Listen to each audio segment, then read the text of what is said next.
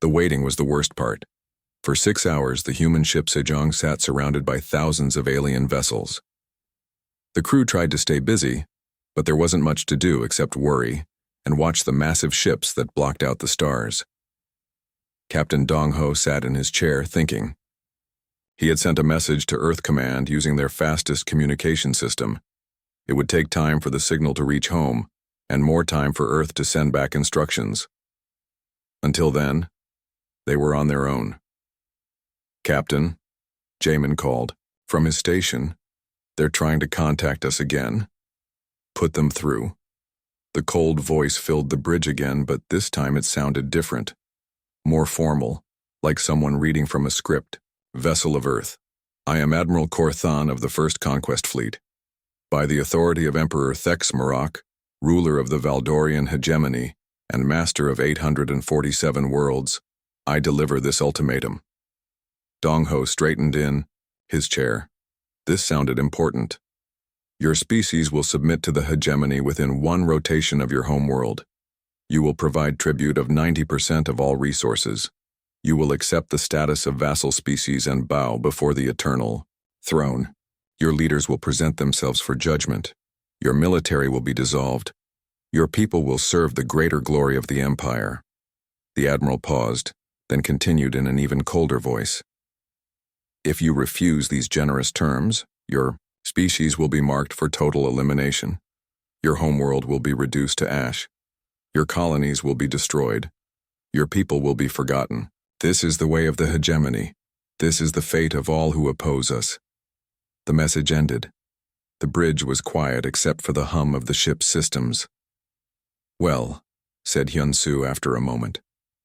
"That was terrifying. 90% tribute."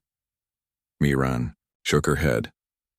"What kind of empire demands that much?" "The kind that's been getting away with it for a long time," Dong-ho replied. He was starting to understand something about these aliens. They were used to getting their way through fear. "Captain," Jamin said, "I'm getting a response from Earth Command." "Already? That was fast." "They used the emergency channel. Full power transmission." Dong-ho nodded. "Put it through." President Sujin's voice came through the speakers. Even across the vast distance of space, she sounded calm and in control. "Captain Dong-ho, we've received your report. The Global Defense Council has met in emergency session. We've reviewed the alien demands." She paused. "Our answer is no." The bridge crew looked at each other in surprise. They had expected Earth to at least try to negotiate.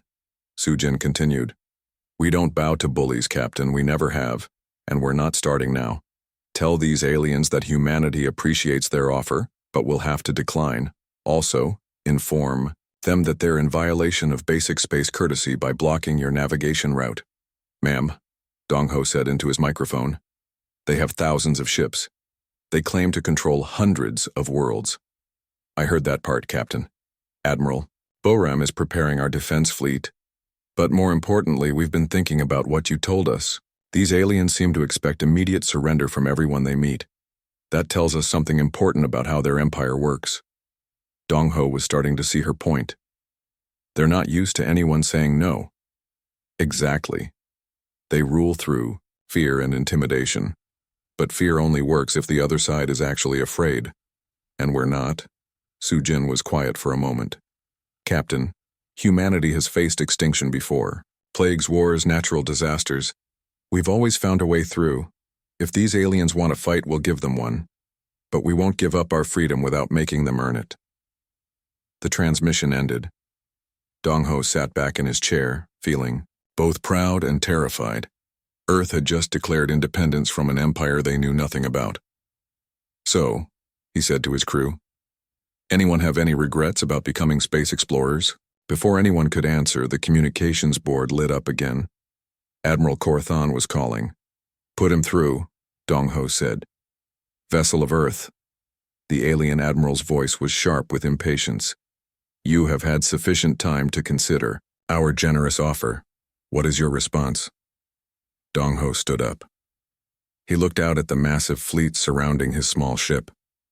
For a moment, he felt the weight of his species' future on his shoulders. Then he remembered something his grandfather had told him long ago. Sometimes the most important thing you can do is stand up straight when everyone else is bowing down. Admiral Corthon, Dong-Ho said clearly. Humanity thanks you for your offer, but we'll have to pass. We're not really the Boeing type. Also, we'd appreciate it if you moved your ships. You're blocking our view of that interesting nebula over there. The silence that followed was so complete that Dong-Ho wondered if the communication system had broken. Finally, the alien admiral spoke, and his voice was full of confusion. You refuse? That's right. You understand the consequences of refusal? You made them pretty clear. But yes, we understand. Another long silence. No species refuses the hegemony. It is not possible. Well, Dong-Ho said with a small smile, I guess we're your first. The communication ended abruptly. Through the windows, they could see lights moving along the alien ships. The fleet was doing something, but it wasn't clear what. Captain, Jamin said, monitoring the alien communications. They're talking to each other. A lot. The computer can only translate bits and pieces, but they seem confused. Confused how? Like they don't know what to do with us. One voice keeps asking, how do we conquer a species that won't acknowledge conquest? Another one is asking, what if they're stronger than they appear? They seem to be having some kind of argument. Miran looked up from her navigation controls. Captain, I'm picking up new ships jumping into the system. Human ships. Dong-Ho felt a wave of relief. Earth hadn't abandoned them. How many? 12. So far. Wait, more coming. The Admiral Yi, the Wonhyo, the Dosan. It looks like they sent the entire exploration fleet. Through the communication system, they heard familiar voices. Captain Minho of the Admiral Yi was the first to speak. Sejong, this is Minho. Sorry we're late to the party. Traffic was terrible. Captain So Young of the Wonhyo added, hope you save some aliens for the rest of us. This looks like fun. Despite everything, Dong-Ho found himself grinning. Leave it to other human captains to treat a potential intergalactic war like a neighborhood disagreement. All ships, he said into his communicator, welcome to first contact. As you can see, our new neighbors aren't very friendly. So I noticed, said Captain Kyung-soo of the Dosan. They're not very polite either. Nobody even said hello when we arrived. The alien fleet was clearly confused by the arrival of more human ships. The humans were outnumbered thousands to one, but they acted like they were just arriving for a casual visit. Admiral Corthon's voice cut through the human chatter. Additional Earth vessels. You will withdraw immediately or share the fate of your species, Captain Minho responded first. Thanks for the warning, but we're good. Actually, we were wondering if you folks could move along. You're kind of cluttering up this system. Cluttering? The alien admiral sounded like he couldn't believe what he was hearing. Yeah, added Captain So Young. It's really inconsiderate to park this many ships in someone else's neighborhood without asking first. Dong-Ho had to admire his fellow captains. They were treating the most powerful military force in the galaxy like inconsiderate tourists. The alien communications channels erupted with confused chatter. These humans weren't behaving like any species the hegemony had ever encountered. They didn't seem impressed by the massive fleet. They didn't beg for mercy. They just seemed mildly annoyed by the inconvenience. Captain, Hyun-soo said quietly, what happens now? Dong-Ho looked out at the standoff developing around them. Thousands of alien warships faced a handful of human exploration vessels. By all logic, this should end in the complete destruction of the human fleet. But something told him it wouldn't be that simple.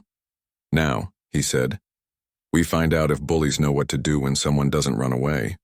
Captain Dong-Ho stared at the star charts on his screen. The coffee in his cup had gone cold hours ago, but he didn't notice. The exploration ship Sejong had been traveling through space for 3 weeks now. Their mission was simple. Map new star systems and look for planets that humans could live on someday. Captain, we're getting close to the jump point, said Miran from her seat at the navigation controls. She was young for such an important job, but she was the best pilot Earth had trained. Her fingers moved quickly over the glowing buttons and displays.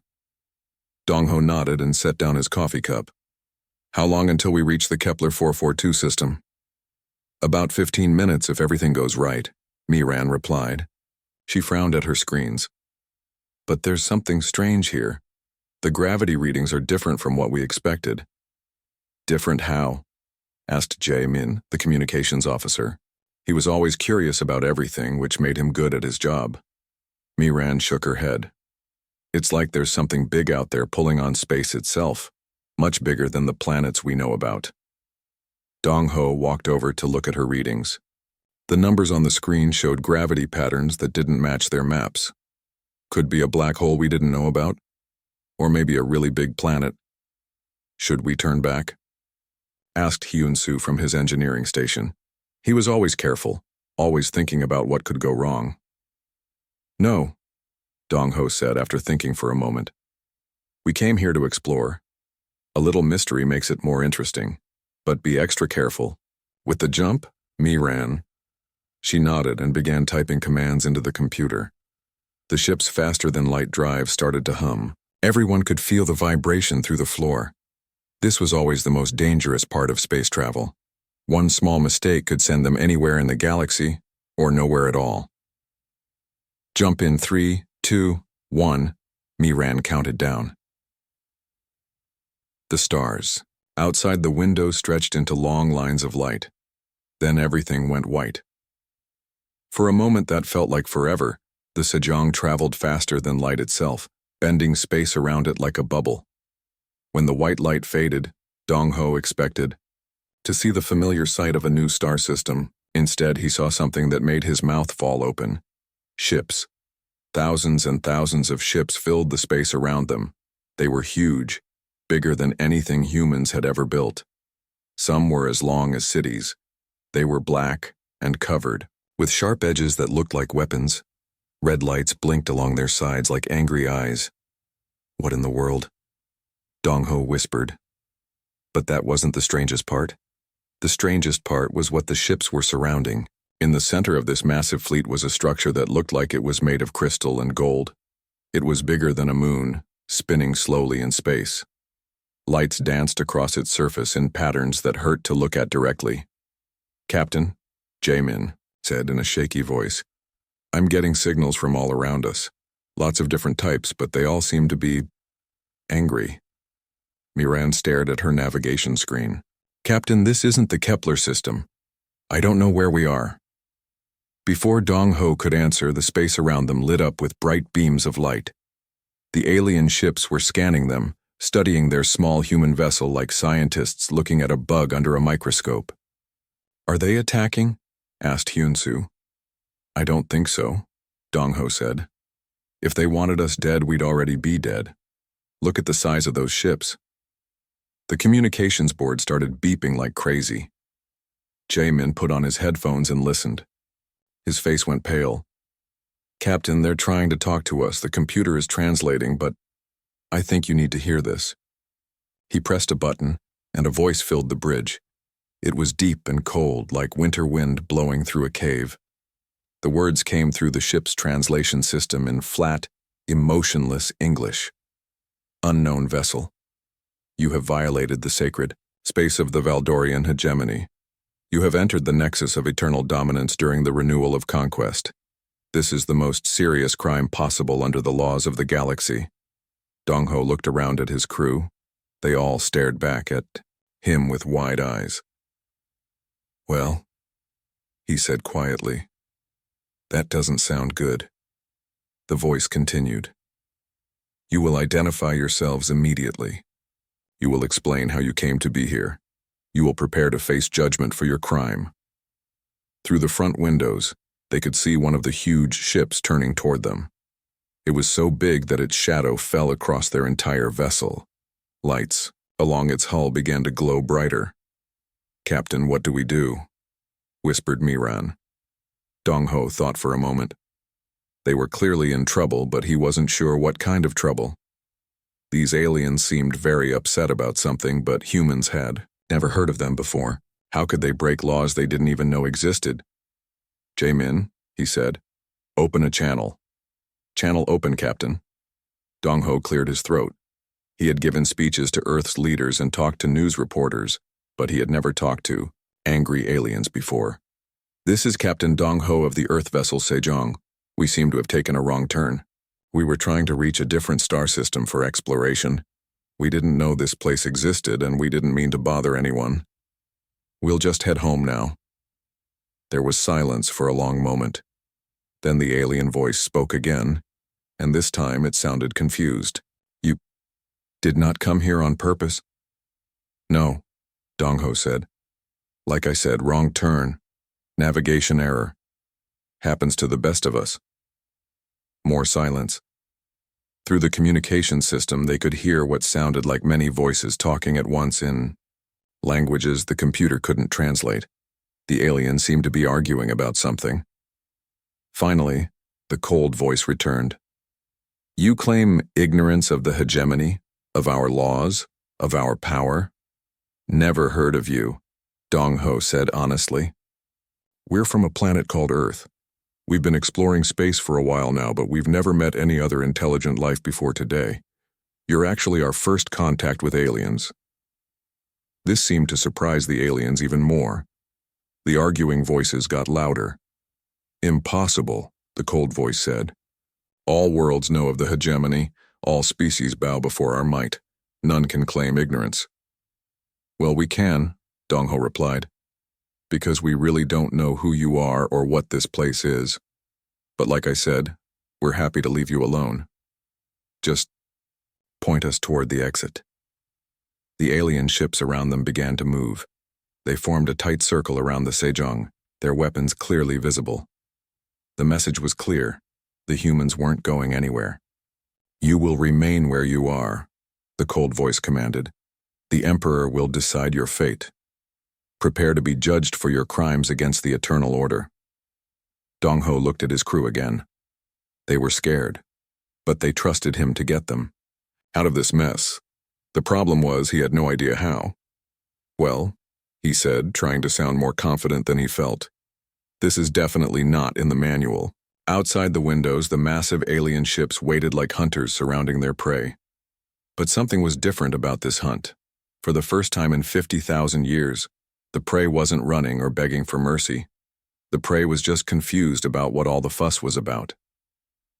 The stalemate lasted for 2 days. Neither side attacked, but neither side backed down. The human ships maintained their casual formation, while the alien fleet kept its weapons trained on them. It was the strangest standoff in galactic history. The third day, everything changed. Captain Dong Ho was reviewing supply reports when Jae-min called out urgently, "Captain, something big is happening. The alien fleet is moving." Through the front windows, they could see the massive ships repositioning themselves. They formed a perfect circle around a small moon at the edge of the system. The moon was lifeless, just rock and ice, but it was about to become very important. "All human vessels," Admiral Corthon's voice boomed across the communications channels. "Observe the power of the hegemony. Witness what happens to those who oppose us." One of the largest alien ships, bigger than a city, began to glow. Energy gathered along its hull like lightning trapped in metal. The air itself seemed to hum with power. "What are they doing?" asked Miran. Hyunsu checked his sensors. "Captain, they're charging some kind of weapon. The energy readings are incredible." The alien ship fired.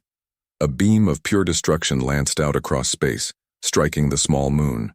For a moment, the moon glowed brighter than a star. Then it simply disappeared. Not destroyed, not broken apart, but completely erased. Where a moon had been, there was now only empty space and cosmic dust. The silence on the human ships was complete. Everyone stared at the spot where the moon had been. "Message to all human vessels," Admiral Corthon announced. "This is the fate of worlds that defy the hegemony. Your planet Earth can suffer the same fate. Surrender now, and we may allow some of your species to survive as slaves." Captain Dong Ho felt his crew looking at him. They had just watched a weapon that could destroy entire planets. The aliens weren't bluffing about their power, but before he could respond, another voice came over the communications system. Well, that was rude. It was Captain Young-sik of the Earth Defense Force vessel Hwarang. His ship had just jumped into the system, along with several others from Earth's military. "Hwarang, this is Sejong," Dong-ho said quickly. "Be careful. They just destroyed a moon with one shot." "Yeah, I saw that," Young-sik replied calmly. "Pretty impressive. Hey, aliens, watch this." The Hwarang turned toward a different moon on the other side of the system. This one was larger, covered with frozen seas. It was actually quite beautiful. "Young-sik, what are you doing?" Dong-ho asked. "Showing off," came the cheerful reply. The Hwarang fired its own planet cracker weapon. Originally designed for mining asteroids, it could tear apart small moons for their valuable minerals. The frozen moon lit up, broke apart, and dissolved into sparkling debris. Young-sik's voice came back over the radio, sounding completely relaxed. "Neat trick, Admiral. We've got those too. Anyway, are you folks going to move along or do we need to call security?" The alien communications channels exploded with chatter. The computer could only translate fragments, but the confusion was clear. Words like impossible and how and what species kept coming through. Captain Young-sik, Admiral Corthan's voice was different now, less certain. "You possess planet-killing weapons?" "Well, yeah," Young-sik replied like it was obvious. "Doesn't everyone? I mean, if you're going to travel around space, you need tools for heavy construction. Sometimes you need to move a moon or break up an asteroid. Basic stuff." Captain Dong-ho realized what Young-sik was doing. He was making humanity's weapons sound like common tools, not military threats. It was brilliant psychology. "How many such weapons do you possess?" the alien admiral asked. "How many?" Young-sik sounded like he was thinking. "I don't know. A few thousand, maybe? We've got mining operations all over human space. Each one needs the right equipment." This was technically true. Humans did have thousands of asteroid mining ships, and most of them could destroy small moons, if needed. Young-sik just wasn't mentioning that they weren't designed as weapons. The alien chatter got louder and more confused. In the alien fleet, Admiral Corthan was facing a problem no hegemony commander had ever encountered. The enemy wasn't impressed by their ultimate weapon because they had the same weapon and treated it like a construction tool. "Captain," Miran whispered to Dong-ho, "look at their ships." The alien fleet was no longer in perfect attack formation. Some ships were turning away from the humans. Others seemed to be having discussions with each other, their communication beams creating a web of light between vessels. "They're arguing," Jamin reported, listening to the alien communications. "The computer is picking up more words now. Some of them want to attack us. Others are saying we might be stronger than we look. Some are asking if we're part of some unknown empire." "Unknown empire?" Dong-ho repeated. "They can't believe that a species with planet-killing weapons could develop independently. They think we must be part of some other galactic power they haven't heard of." More human ships continued to arrive. The exploration vessels were joined by cargo ships, research vessels, and even a few tourist ships that had been nearby when the alert went out. None of them seemed particularly worried about the massive alien fleet. Captain Haewon of the passenger liner, King Sejong the Great, actually opened a tourism channel. "Welcome to the Kepler region," her cheerful voice broadcast to everyone in the system. "We're sorry for the inconvenience with the traffic jam. Normal service will resume shortly." One of the tourists on her ship, a businessman named Chang Min, started transmitting complaints about the delay. "This is highly irregular." His voice came over the general communications. "Who do these people think they are? Blocking space lanes? Without proper permits? I have a meeting on New Sol Colony tomorrow." The aliens seemed baffled by the casual human responses. They had never encountered a species that treated their terrifying fleet like a minor transportation problem. Then, something unexpected happened. From deep within the alien formation, a new voice spoke. It was younger than Admiral Corthan's, and it spoke in accented but clear English. "Human ships. This is Lieutenant Veltar of the hegemony vessel Darkbringer. I wanted to ask you something." The communication channel went dead immediately. Through the alien chatter, they could hear angry voices and what sounded like the young alien being dragged away. "What was that about?" asked Miran. "I think," Dong-ho said slowly, "some of them are curious about us. An hour later, the alien fleet began to pull back slightly, not retreating but giving the humans more space. It was a small change, but it was the first time the aliens had given ground at all. "Captain," Hyun-Soo said from his engineering station, "I'm detecting some interesting energy patterns from their ships. Some of them are running scans on our vessels." "Scanning for what?" "Everything, it looks like. Our technology, our weapons, our power sources. They're trying to figure out how advanced we are." Captain Young-Sik's voice came over the communications again. "Hey aliens, if you want to know about our technology, you could just ask. We're pretty friendly people." No response came from the alien fleet, but the scanning continued. That night, as both fleets settled into an uneasy watch, Captain Dong-ho couldn't sleep. He kept thinking about the young alien voice that had tried to speak to them. What had he wanted to ask? Outside his window, the alien ships hung in space like sleeping giants. But for the first time since this all began, they didn't look quite so threatening. They looked confused. And confused enemies, Dong-ho thought, were much more dangerous than angry ones, because confusion meant they were thinking, and thinking meant change was coming. The question was, what kind of change? News traveled fast in the galaxy, faster than the hegemony wanted it to. On the mining world of Xyloria 7, the crystal creatures who dug precious metals from deep underground stopped their work when the story reached them. For 12,000 years they had sent tribute to the hegemony without question. Their overseer, a harsh Valdorian named Kexalon, demanded to know why production had slowed.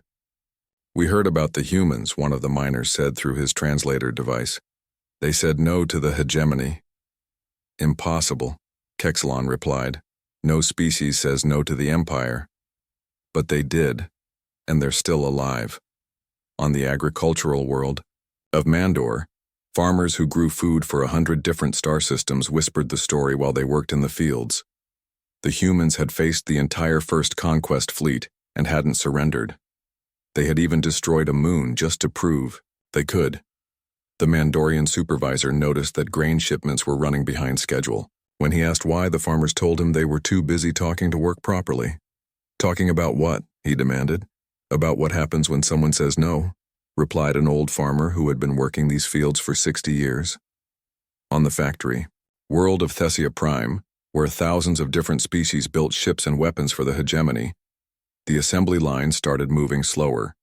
Workers took longer breaks. Some even smiled at each other, something that hadn't been seen for decades. The human story was spreading like fire through the galaxy's enslaved populations. For the first time in 50,000 years, people were asking a simple question.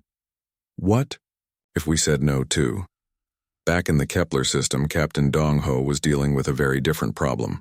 More humans kept arriving, and they weren't all military ships. "Captain," Jamin reported, "we're getting a transmission from the passenger ship Busan Express. They want to know if this is a good place to take photos of the alien fleet." Photos? Dong-ho couldn't believe what he was hearing. Tourism photos. "Sir, apparently word has gotten back to Earth and people want to see the aliens. The ship is full of reporters and tourists." Through his window, Dong-ho could see the passenger liner pulling up alongside the alien fleet like it was just another sightseeing stop. People in the observation decks were actually waving at the massive warships. Admiral Corthon's voice crackled over the communications. "What are these new vessels? Are they reinforcements?" "Not exactly," Dong-ho replied. "They're tourists. They want to meet you." The silence from the alien admiral lasted so long that Dong-ho wondered if the communication had been cut off. "Tourists?" Corthon finally asked. "People who travel for fun. They've never seen aliens before, so they think you're interesting." More human ships arrived throughout the day. A cargo vessel carried reporters from Earth's news networks. A research ship brought scientists who wanted to study alien technology. Even a small restaurant ship arrived, hoping to sell food to the news crews. The alien fleet, designed to strike terror into entire civilizations, was now surrounded by human sightseers. Chef Wu Jin from the restaurant ship started broadcasting cooking shows toward the alien vessels. "Today we're making kimchi in zero gravity," his cheerful voice announced. "It's trickier than you might think." Musician Yeon Soo, a passenger on the Busan Express, began transmitting traditional Korean songs. Her beautiful voice echoed across the communication channels, singing ancient melodies about mountains and rivers and peaceful times. Artist Junho set up his easel in the observation deck and started painting the alien ships. "Look at those wonderful curves," he said during his broadcast art lesson. "Such magnificent engineering. I wonder what colors they see that we don't." The aliens had never experienced anything like this. Their entire culture was built on fear and domination. They had no concept of art for art's sake, music for joy, or food prepared with love instead of duty. Some of the alien crews began listening to the human broadcasts. They didn't understand why humans would create beautiful things just because they wanted to. In the hegemony, everything served the empire. Art existed only to glorify conquest. Music was used only for military marches. Food was fuel, nothing more. But the human broadcast showed something different. They showed people who created beauty simply because it made them happy. Lieutenant Veltar, the young alien who had tried to speak to the humans earlier, was listening to Yansu's songs when his commander found him. "What are you doing?" Commander Thakvan demanded. "Listening to their music, sir. It's strange." "Strange how?"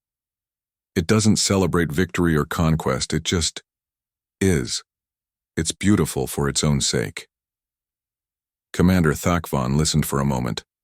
The human song was about a mother waiting for her child to come home. It spoke of love and hope and longing. "Weakness," he declared. "This is why they will be easy to conquer." But privately, Thakvan found himself thinking about the song long after he had ordered Veltar to stop listening. On the human ships, Captain Dong Ho was receiving reports from Earth that made him uncomfortable. The standoff with the aliens had become the biggest news story in human history. Everyone wanted to know about their first contact with an alien civilization, but the reports from the rest of the galaxy were more disturbing. Earth's intelligence services had been monitoring alien communications, and they were picking up signs of unrest throughout the hegemony. "Captain," President Su Jin's voice came through a secure channel, "we're getting reports of rebellion on at least 50 worlds. The aliens' own subjects are rising up because they heard about our refusal to surrender." "Is that good or bad?" Dong Ho asked. "I don't know yet, but it means this situation is bigger than just us now. Our actions are affecting the entire galaxy." The bow's weight of responsibility settled on Dong Ho's shoulders. When they had accidentally jumped into alien space, they had just been explorers. Now they were the spark that might ignite a galactic war. That evening, something happened that changed everything. Lieutenant Veltar appeared on the communication channels again, but this time he wasn't alone. 3 other young alien officers were with him. "Human ships," Veltar said in his accented English. "We want to ask you something. Why do you create music and art? Why do you smile? What is the purpose of beauty that serves no military function?" The response from the alien fleet was immediate and angry. Admiral Korthan's voice roared over the communications. "All units, arrest those officers immediately. They are contaminated by enemy influence." The 4 young aliens continued transmitting, even as security forces could be heard breaking down their doors. "We want to understand," Veltar called out. "We want to know what it feels like to choose." The transmission cut off. An hour later, Admiral Korthan made an announcement to both fleets. "The contaminated officers have been executed for treason. Let this be a lesson to all who would be corrupted by enemy weakness." The words hit the human crews like a physical blow. These aliens had killed their own people just for asking questions. Captain Sang-woo of the military vessel Chungmu Gongyi Sunshin was the first to respond. His voice was cold as space itself. "Admiral Korthan, this is Captain Sang-woo. You just killed children for wanting to learn, for asking questions, for being curious. About music." He paused, and when he continued, his voice carried the weight of humanity's growing anger. "We came here by accident. We were willing to leave peacefully. We even thought maybe we could be friends someday. But you just crossed a line that can't be uncrossed." The human fleet began to move. Ships that had been casually positioned around the system started forming up in battle formation. "You killed kids for wanting freedom," Sang-woo continued. Now we're taking this personally. For the first time since the standoff began, the humans weren't treating this as a minor inconvenience.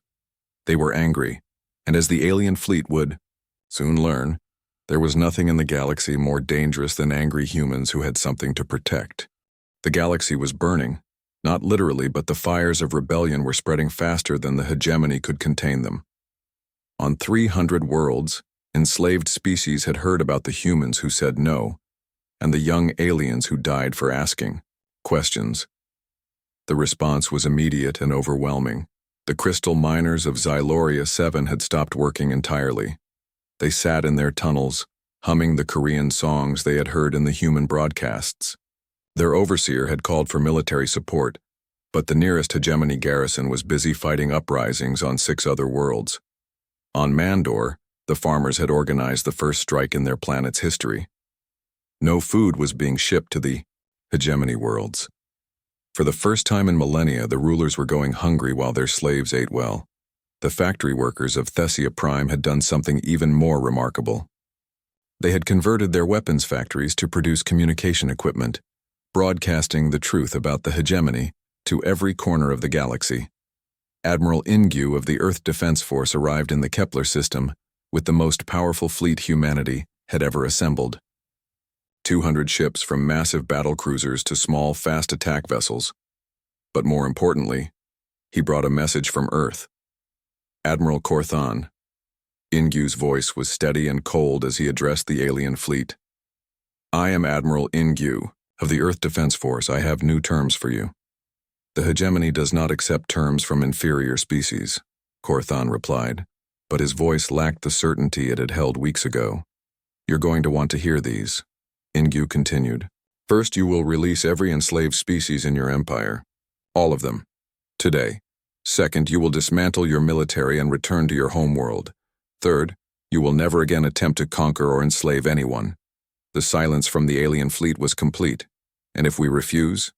Korthan finally asked. Then we'll dismantle your empire ourselves. You have 24 hours to decide.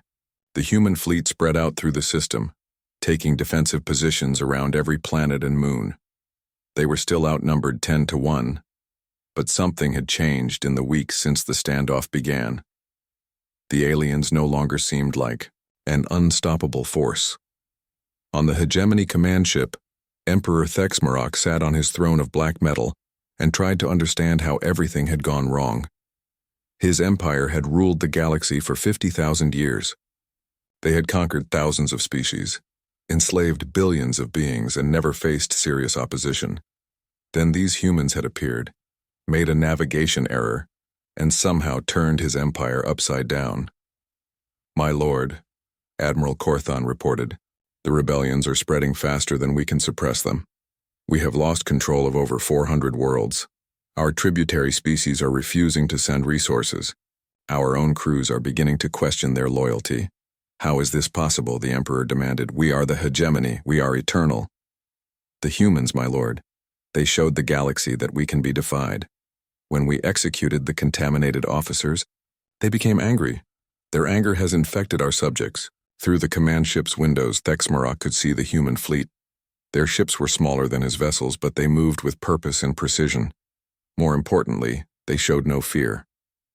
What do our intelligence reports tell us about their capabilities? He asked. Korthan consulted his datapad. They appear to possess technology equal to our own. Their weapons can destroy planets. Their ships are well armored and fast. But most disturbing, my lord, is their psychology. Explain. They do not understand the concept of inevitable surrender. Every species we have conquered eventually accepted defeat when faced with superior force. The humans seem genuinely confused by the idea that they should submit just because we are stronger. But we are stronger. We have more ships. Yes, my lord. But they don't seem to consider that relevant. They appear to believe that being outnumbered simply means they need to fight harder. Emperor Thexmarok had ruled through fear for his entire life. His father had ruled through fear. His father's father had ruled through fear.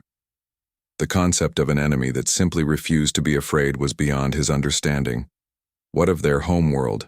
Can we destroy it from here? Our long-range weapons could reach it, my lord, but... Korthon hesitated. But what? Intelligence suggests they have similar long-range capabilities. If we destroy their home, they will likely destroy ours in response.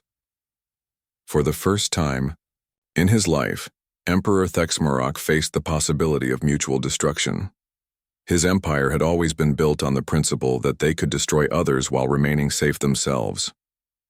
My lord, a communication officer called out, we're receiving transmissions from the human fleet. What kind of transmissions? They're broadcasting to our crews, sir. Music, stories, art. The same kinds of transmissions that contaminated our officers before. Block them immediately. We've tried, sir, but some of our crews are actively trying to receive the broadcasts. They want to hear them. Thexmarok felt the foundations of his empire cracking beneath him. His own soldiers were choosing to listen to enemy propaganda because they found it beautiful. On the human ships, Captain Daon of the Cheonjeon was preparing for what might be the most important battle in human history. But she wasn't preparing weapons or battle plans. She was preparing words. All human vessels, she broadcast on every frequency, including those the aliens were monitoring. In 1 hour, we advanced toward the alien fleet. We're not going to attack first. We're just going to move forward slowly and steadily until they make a choice. Captain Dong-ho, watching from the Sejong, understood what she was doing. The humans were going to force the aliens to either fight or retreat. There would be no more standoff. All alien vessels, Daeyeon continued, you have a choice to make. You can fight us and maybe you'll win. You have more ships. But you'll lose a lot of people in the process, and even if you defeat us, the galaxy will know that you can be hurt. The rebellions will continue. She paused, letting her words sink in. Or you can go home. Release your slaves, disband your empire, and live peacefully on your own world.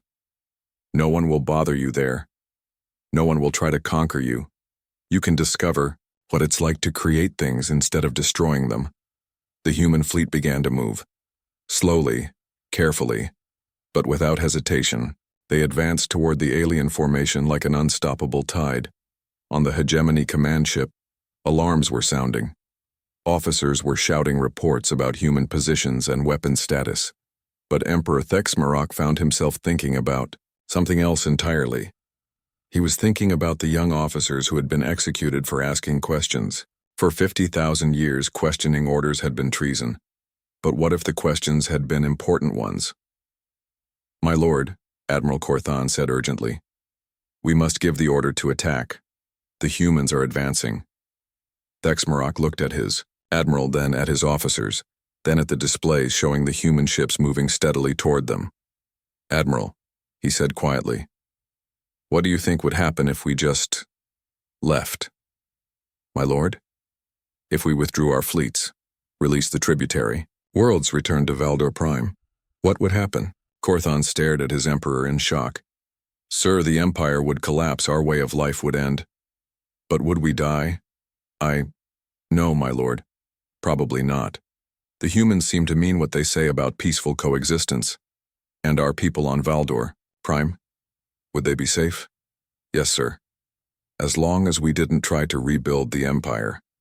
Emperor Thexmarok stood up from his throne and walked to the window. The human ships were getting closer. Soon he would have to choose between battle and surrender. But as he watched those small, determined vessels advancing without fear, he realized something that his 50,000 years of imperial history had never taught him. Sometimes, surrender was just another word for wisdom. Admiral, he said, signal the fleet. We're going home. The order sent shockwaves through both fleets. The hegemony vessels began to turn away from the humans, their weapons powering down. The greatest empire in galactic history was retreating from a few dozen human ships. But as the alien fleet prepared to jump to hyperspace, something unexpected happened. Several hegemony vessels broke formation and approached the human ships. Their crews requested asylum. We want to learn, one alien captain transmitted. We want to understand what freedom feels like. Admiral Ingu smiled as he welcomed the defectors. Well, he said to his crew, Looks like we're going to need bigger ships. We've got some new friends to take care of. As the remaining hegemony fleet jumped away, the human ships found themselves surrounded not by enemies but by liberated worlds celebrating their freedom. The galaxy was free, not because of superior weapons or clever strategy, but because humanity had refused to accept that freedom was negotiable. Captain Dong Ho, sitting in his chair on the Sejong, thought about how this had all started with a simple navigation error. They had been looking for new worlds to explore, and they had accidentally liberated an entire galaxy instead. "Captain," Miran said from her navigation station, "where to now?" Dong Ho looked out at the stars. "Now free. Stars in a free galaxy. Anywhere we want," he said. "That's the point."